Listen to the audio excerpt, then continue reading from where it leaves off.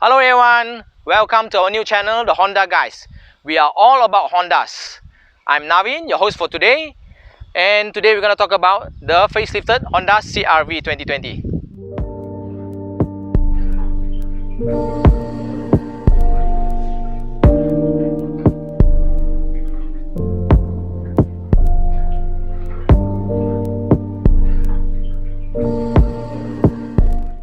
Okay, currently this model comes in 3 variants, starting with 2-litre 2-wheel drive as the entry level, 1.5 TCP 2-wheel drive as the mid-spec, and 1.5 TCP 4-wheel drive as the high-spec. This model comes in 5 colors of your choice, starting with Platinum White Pearl, Passion Red Pearl, Lunar Silver Metallic, Modern Steel Metallic, and Dark Olive Metallic. For those who are considering accessories along with the CR-V purchase, Honda offers an optional accessories package, which is the Modulo package. It includes the front corner garnish, the front lower garnish, the rear corner garnish, and the running board. Right here is the 1.5 TCP 4-wheel drive CR-V. This CR-V is powered by a 1.5-litre 4-cylinder 16-valve double cam i-VTEC turbo engine. It produces a 193 horsepower with a maximum torque of 243 Nm. For its acceleration, it only takes 9.3 seconds to go from 0 to 100 km per hour, and it can go up to a maximum speed of 200 km per hour. For its transmission, it remains the same, which is the continuous variable transmission, we refer as CVT. According to Honda, it only consumes 7 litres for every 100 km drive. For its fuel supply system, it remains the same, which is the electronic fuel injection. Okay, now let's look at the changes that have been made to this facelifted Honda CR-V.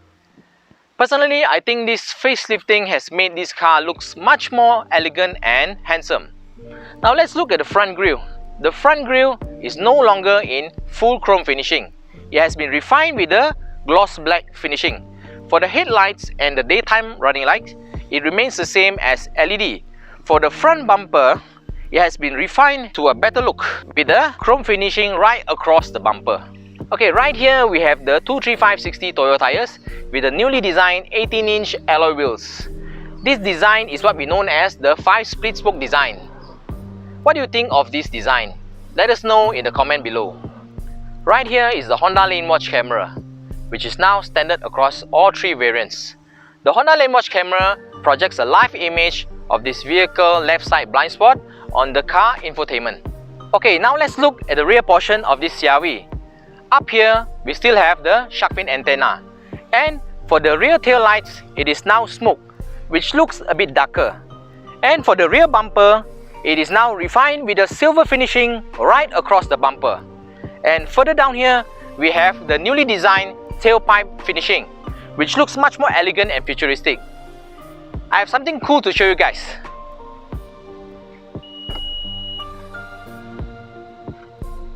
Cool, right? It is the hands-free power tailgate. And for the rear boot capacity, it is 522 litres with the seat up. With the seat down, it is 1084 litres. Alright, I'm in the car right now. For the seats, it is leather upholstery with a perforated design. And it also comes with 8-way driver power seat, and it also comes with lumbar support. This seating arrangement is available across all 3 variants. And for the lumbar support, I think it is really comfortable, especially during long journey drive. And I think this seating arrangement, it is suitable for all drivers. Any size of drivers can drive this CR-V comfortably.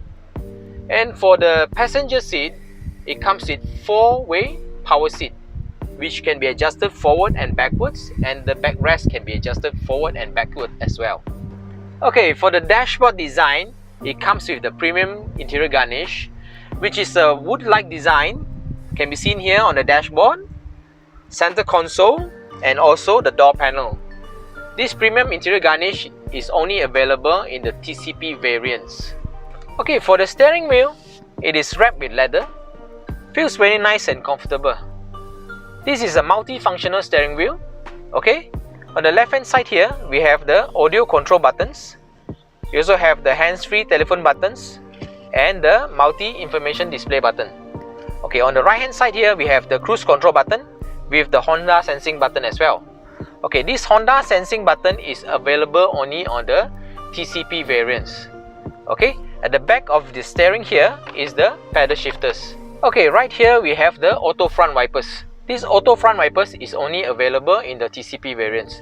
Okay, on the right hand side here we have the Honda lane watch button. Okay, this Honda lane watch can be accessed by pressing this button here on the right hand side or turning the left signal. Okay, once you turn on the left signal, the images will be displayed in the infotainment.